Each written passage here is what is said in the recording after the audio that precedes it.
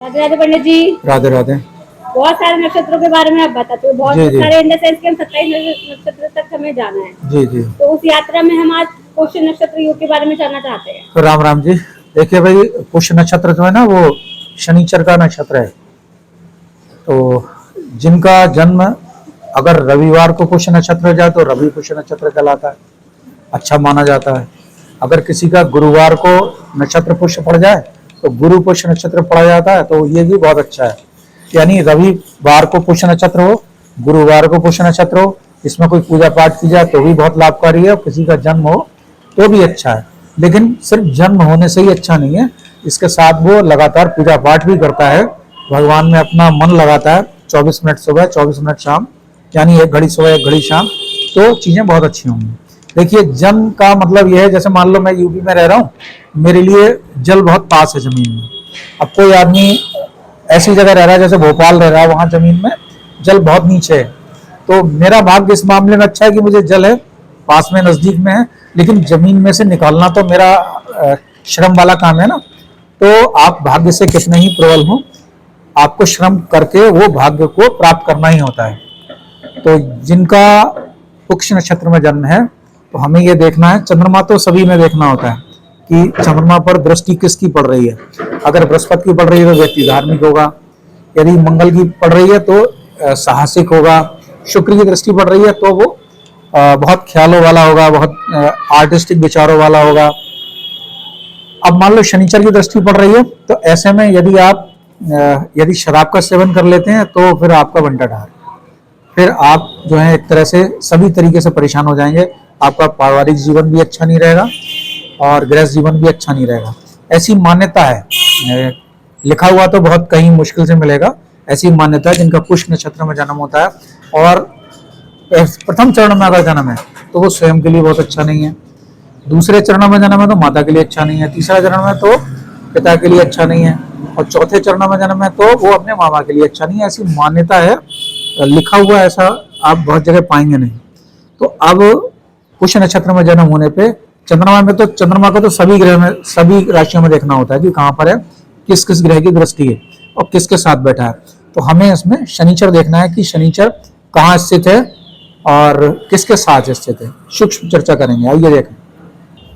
देखिए, कुंडली हम ये देते हैं, पुष्य नक्षत्र के प्रथम चरण में जन्म है, चंद्रमा तो सभी में देखना है।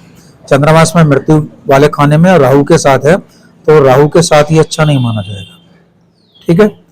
अब चंद्रमा पर मंगल की दृष्टि भी है, तो ये थोड़ा साहसी हो गए। केतु की भी दृष्टि है, थोड़े से धार्मिक भी हो गए और भारी विद्याओं से ग्रसित भी हो गए।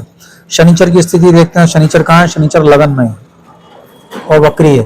धन वाले भाव का स्वामी लगन में ही है, तो क्या होगा, बुद्धि ऐसी रहेगी कि धन कहाँ से आए, धन कैसे आए, बुद्धि धन में बनी रहेगी। देखिए, यहाँ हम देखते हैं, एक जगह लिखा हुआ है, पुष्य नक्षत्र के प्रथम भाग अर्थात पहला 3.20 डिग्री में जन्म जातक के लिए स्वयं के लिए अनिष्टकारी है। दूसरे भाग में अर्थात 6.40 डिग्री तक जन्म जातक माता के लिए अनिष्टकारी है। चौथे भाग में उसके पिता के लिए, और चौथे भाग में उसके मामा के लिए अनिष्टकारी है। अब एक कुंडली यहाँ पर हम देखते हैं, पुष्य नक्षत्र के चौथे चरण में यहाँ जन्म हुआ है।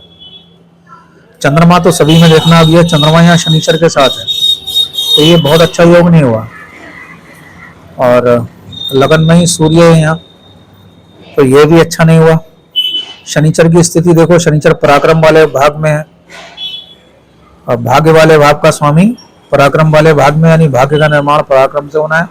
पिता वाले भाग का स्वामी भी पराक्रम वाले भाग में। और जब चंद्रमा शनिचर के साथ होता है तो हम ऐसा देखते हैं, गृह जीवन अस्त व्यस्त रहता है, और बहुत देर में, जब कभी भी शनि की अंतर्दशा आएगी या प्रत्यंतर दशा आएगी तो उसमें गृह जीवन में बाधाएं उत्पन्न होती हैं।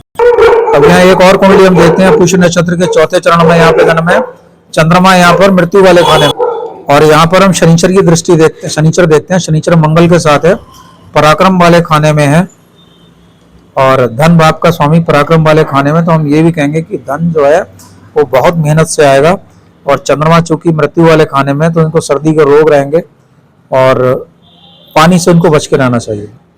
अब यहाँ हम देखते हैं कि पुष्य नक्षत्र के दूसरे चरण में इनका जन्म है, और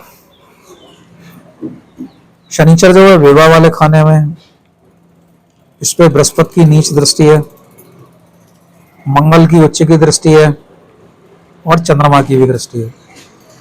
चंद्रमा स्वयं मंगल के साथ है, नीच के मंगल के साथ और उच्च के बृहस्पति के साथ है।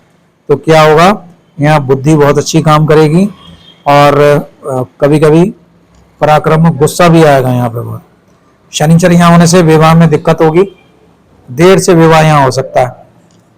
ठीक है। अब मृत्यु वाले भाव का स्वामी विवाह वाले खाने में गया तो उसने विवाह में देरी करा दी इसमें, तो यहाँ पर ये थोड़ी सी समस्या रहेगी।